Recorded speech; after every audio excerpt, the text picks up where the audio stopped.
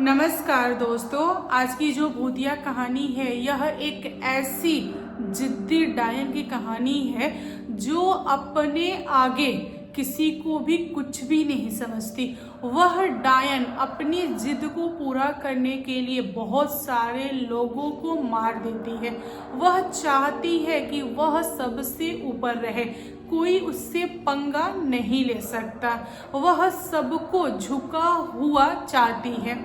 एक लड़की ने बहुत बड़ी गलती कर दी, उसके सामने आके उसे बोल दिया, वो भी अनजाने में, कि मैं किसी भी भूत प्रेत डायन वगैरह से नहीं डरता। उस डायन ने उस लड़के को मारते मारते छोड़ा। आज की जो भूतिया कहानी है यह रूह कपा देने वाली कहानी है। तो चलिए बिना देर के कहानी को स्टार्ट करते हैं। किसी एक गांव में दो बेस्ट फ्रेंड थे, जगदीश और मोहन। मोहन जो था वह प्रॉपर गांव का रहने वाला था और गांव से ही उसने पढ़ाई वगैरह किया, लेकिन जगदीश वह शहर में रहता था। उसकी जो फैमिली थी वह शहर में काम धंधा वगैरह करती थी और वह हर छुट्टियों में अपने दादा दादी के पास आता था गांव में। हर साल की भांति गर्मी के छुट्टी में जगदीश आया हुआ था गांव में और वह मोहन के साथ मिलकर क्रिकेट खेलने जाता था दूसरे गांव में। एक दिन की बात है, ये दोनों लोग क्रिकेट में इतने ज़्यादा माहिर हो गए थे कि इनको पता नहीं चला कि इवनिंग कब हो गई। इवनिंग के करीबन 7:30 के आसपास का टाइम हो रहा होगा। उस समय मोहन ने जगदीश को परेशान करना स्टार्ट कर दिया। बोला कि जल्दी घर चलो, नहीं तो मम्मी पापा बहुत गुस्सा आएंगे। गांव के लोग बोलते हैं कि रास्ता सुनसान है, रास्ते में कोई मिल गया तो उससे बात विचार वगैरह मत करना, क्योंकि भूत प्रेत वगैरह भी हो सकते हैं, कोई डायन हो सकती है, तो उनसे बचना है और हमें सीधा रास्ता को देखते हुए आना है, किसी के तरफ मुड़ के नहीं देखना है। अगर कोई भी आवाज़ पीछे से आए, तुम्हारा नाम ले, तुम्हारे माता पिता का नाम ले या कुछ भी बोले, तो तुम्हें जवाब नहीं देना है, सीधे आ जाना है। लेकिन यहाँ पर जगदीश को बिल्कुल भी विश्वास नहीं हो रहा था कि मोहन इस टाइप की बातें करेगा और मोहन इन सारी चीज़ों में विश्वास करता है। जगदीश ने मोहन को बोला कि देख भाई, तू हड़बड़ा मत, मुझे अपना सारा सामान समेटने दे, फिर हम लोग गांव की तरफ निकलेंगे और हमारा गांव यहाँ से मात्र 4 किलोमीटर की दूरी पे है और हम लोग घर पे खाना खाने के टाइम पे आराम से पहुंच जाएंगे। मोहन के बार बार बोलने के बावजूद भी जगदीश के अंदर बिल्कुल भी हड़बड़ी नहीं थी। वह सारा काम आराम आराम से कर रहा था। अब यहाँ पर मोहन के साथ एक मजबूरी थी कि वह जगदीश को छोड़कर अपने घर रिटर्न नहीं आ सकता था, क्योंकि दोस्ती थी, प्लस जगदीश जो था वह शहर का रहने वाला था, तो उसको रास्ते उतने अच्छे से पता भी नहीं था। फिर दोनों दोस्त अपना अपना सामान लेके गांव की तरफ चल दिए। जैसे ही ये दोनों दोस्त आधा दूरी तय किए थे कि मोहन का जो डर था वह बढ़ने लगा। मोहन बहुत ज़्यादा घबराने लगा और जगदीश बहुत ज़्यादा कूल था। जगदीश रास्ते में मोहन को समझा रहा है कि भाई तू थोड़ा सा ठंड रख, हम लोग जल्दी पहुंच जाएंगे, ये सब कुछ नहीं होता, ना ही भूत होते हैं ना ही डायन होता है, तू फालतू में डर रहा है, कुछ नहीं है, रास्ता है, देखो यहाँ पे कुछ नहीं है, तुम्हें कुछ दिखाई दे रहा है क्या। यहाँ पर जगदीश मोहन को संभालने के लिए, उसके अंदर थोड़ा सा साहस बढ़ाने के लिए लगा चिल्लाने और लगा बोलने कि अगर कोई आत्मा है मेरे अगल बगल तो मेरे सामने आए, मुझे डरा के दिखाए, मैं नहीं झुकूंगा, मैं कुछ नहीं करूंगा, इस टाइप से चीजें करने लगा। मोहन को जब रियलाइज हुआ कि यह सारा चीज बहुत ज्यादा हो रहा है, तब वह शांत हुआ और उसने बोला कि ठीक है भाई, जैसा तू बोलेगा वैसा मैं करूंगा, लेकिन तू किसी भी आत्मा को लेके आलतू फालतू कोई बातें मत कर। यहाँ पे दोनों दोस्त शांत हुए। फिर ये लोग चुपचाप आगे बढ़ रहे थे कि तभी इनके सामने एक औरत आई और उसने मोहन को बोला कि बेटा घर जा रहे हो क्या। मोहन एकदम चुप। यहाँ पे मोहन कुछ नहीं बोल रहा है। जगदीश बोल पड़ा कि हाँ घर जा रहे हैं, आपको कोई काम। तब वह औरत बोली कि हाँ बेटा, देखो सामने वाले खेत में मैंने बोझा रखा हुआ है, जरा वह बोझा मेरे सर पे उठा दो क्योंकि भारी है, मुझसे उठ नहीं रहा है। यहाँ पर मोहन समझ चुका था कि कुछ बहुत बड़ा होने वाला है, इसीलिए वह जगदीश का हाथ टाइट पकड़ा और इशारों में बता रहा था कि जगदीश, तुमको नहीं जाना है, तुमको बस घर जाना है, इसके अलावा ना ही तुमको किसी से बातें करना है ना ही कुछ। लेकिन जगदीश मोहन की बात नहीं मानता है। वह खेत में उतरता है और वह बोझा उस औरत के सर पे उठा देता है।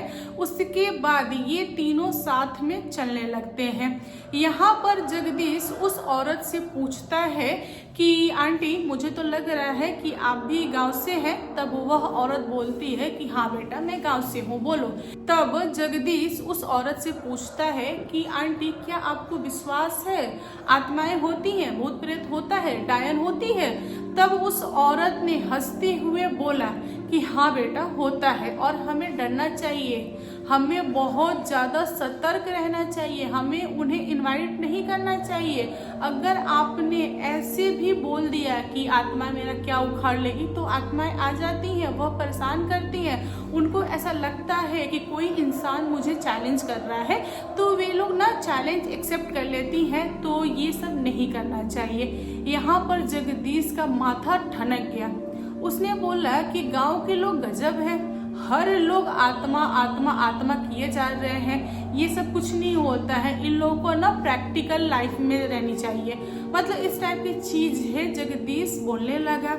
यहाँ पर वह औरत बहुत ज्यादा समझाने की कोशिश की, लेकिन जगदीश बिल्कुल भी नहीं समझा। थोड़े आगे जाने के बाद से वह औरत अपना दूसरा रास्ता ले लेती है।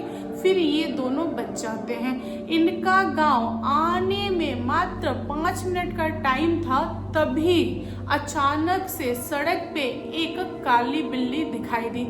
जो बिल्ली थी वह सड़क के एक तरफ बैठी थी। मोहन ने उस बिल्ली को देख लिया था, तो मोहन ने इशारा किया जगदीश को कि भाई तू चुप रह, तू कुछ मत बोल, उस बिल्ली को चले जाने दे, देख बिल्ली कहाँ जा रही है। अगर सड़क क्रॉस करेगी तो हमें उस रास्ते पे नहीं जाना है, अगर वह साइड से निकल जाती है तो हम लोग मतलब सड़क पकड़ के घर चले जाएंगे, नहीं तो हम दूसरा रास्ता अपनाएंगे। लेकिन जगदीश यहाँ पर भी नहीं माना। उसने एक पत्थर लिया छोटा सा और उस बिल्ली की तरफ चला के मारा ताकि बिल्ली है वो भाग जाए। बिल्ली ने क्या किया कि उस कॉर्नर से जहाँ बैठी थी वह दूसरे तरफ चली गई, यानी कि सड़क को उसने पार कर लिया। अब यहाँ पर मोहन डर गया।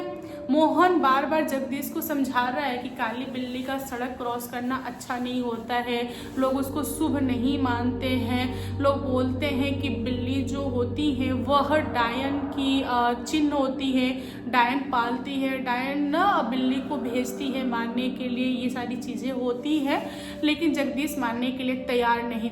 वह जबरदस्ती मोहन का हाथ पकड़ा और बोला कि आगे मैं चलूँगा, तू मेरे पीछे से आ, मुझे डर नहीं है, मैं रास्ता क्रॉस कर जाऊंगा।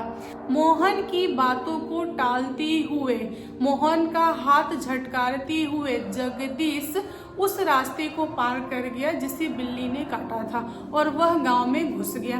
अब यहाँ पर मोहन के पास मजबूरी थी, वह क्या करता वहाँ पे, वह भी जगदीश के पीछे पीछे आ गया और इन दोनों दोस्तों में कुछ भी बातें नहीं हुई। दोनों अपने अपने घर पे गए और मोहन तो डरा हुआ था, घर पे गया और चुपचाप खाना वाना खाया और अपने कमरे में चला गया।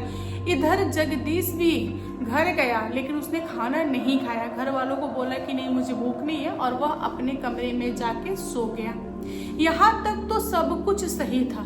जैसे ही रात के 12:30 हुआ, जगदीश का एक विकराल रूप सामने आया। वह लगा हंसने, लगा रोने, लगा चिल्लाने, मतलब कुछ कुछ समय पे उसका बिहेवियर चेंज हो रहा था। उसकी आवाज़ें सुन के घर वाले बहुत ज़्यादा परेशान थे। सारे लोग इकट्ठा हो गए जहाँ पे जगदीश सोया हुआ था। तब उन लोगों ने पाया कि वह थर थर काँप रहा था।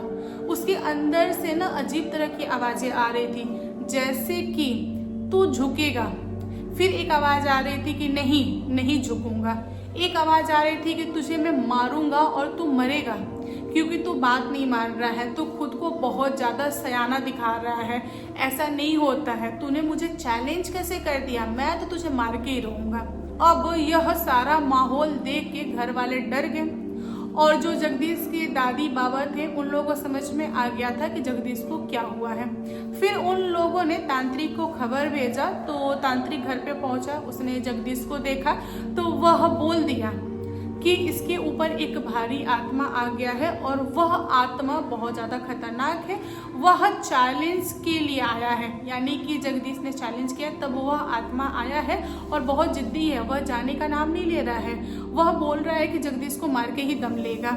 अब यहाँ पे क्या करना है, घर वाले लगे रोने, क्योंकि घर वालों को अंदाजा लग चुका था कि जो भी आत्मा जगदीश के बॉडी पे आई है वह बहुत खतरनाक है, वह जगदीश को मार के दम लेगी, उसका बच पाना बहुत मुश्किल है। यहाँ पे घर वाले तांत्रिक के पैर छान लेते हैं। तांत्रिक बोलता है कि देखिए आगे क्या होता है, हम तो अपना पूरा बेस्ट देंगे, जो होगा वो तो भगवान की मर्जी है। फिर तांत्रिक ने अपना पूरा झाड़ फूक वगैरह काम स्टार्ट किया। उसके बाद उसने आत्मा से पूछा कि क्यों कर रहे हो ये सब, बच्चा है, गलती से बोल दिया, नादानी समझ के माफ कर दो। लेकिन आत्मा माफ करने के लिए तैयार नहीं। उसने बोला कि ना, एक दो बार बोलता तो समझ में आता, पूरा रास्ता इसने मुझे इनवाइट किया और मेरे मालिक ने बोला है जब तक लड़का का प्राण ना निकल जाए तब तक छोड़ना नहीं है। तांत्रिक ने पूछा उस आत्मा से कि तुम्हारा मालिक कौन है। तब आत्मा ने खुलासा किया कि वह औरत जो बार बार बोल रही थी जगदीश को कि जगदीश झुक जाओ, तुम झुको, मानो, लेकिन जगदीश मानने के लिए तैयार नहीं था। उसने मुझे आदेश दिया कि जब तक यह लड़का झुक ना जाए या फिर इसका प्राण ना निकल जाए तब तक छोड़ना नहीं है। तो मैं कोशिश कर रहा हूँ कि इसे मैं झुका दूँ, मैं चाहता हूँ कि यह झुके, उसके बाद मैं इसे मारूंगा, लेकिन यह झुकने के लिए तैयार नहीं है, अभी भी अंदर हेकड़ी दिखा रहा है, मैं तो इसे छोड़ूंगा नहीं। यहाँ पर घर वाले और तांत्रिक सारे लोगों ने बहुत रिक्वेस्ट किया लेकिन आत्मा माना नहीं। यहाँ पर तांत्रिक अपनी शक्तियों का पूरा इस्तेमाल करता है। उसके बाद उस आत्मा को जगदीश की बॉडी से निकाल देता है और उसे पकड़ लेता है और आत्मा को बोलता है कि चलो कुछ दिन मेरे साथ रहना, फिर मैं तुमको आज़ाद कर दूंगा। और जगदीश जब होश में आता है तब उसे पता चलता है कि उसके साथ इतना सारा चीज़ हुआ।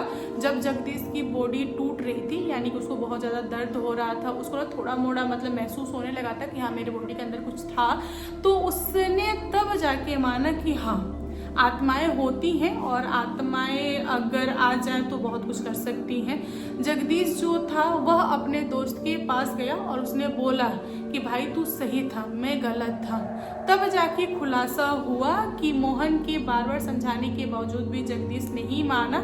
यहाँ पर गलती जगदीश की थी और मोहन भी डर के मारे किसी को कुछ भी नहीं बोला था। यहाँ पर मोहन को लग रहा था कि उसकी गलती है, वह खेलने के लिए जबरदस्ती लेके गया था तभी सब कुछ हुआ है, अगर घर वाले जान जाएंगे तो बहुत मारेंगे पीटेंगे, मतलब इस टाइप की चीजें सोच रहा था मोहन। लेकिन घर वालों ने समझाया दोनों बच्चों को और आगे चलकर जगदीश के साथ सब कुछ सही रहा। और जगदीश ने जब मान ही लिया कि आत्माएं होती हैं तो क्या ही खराब होता।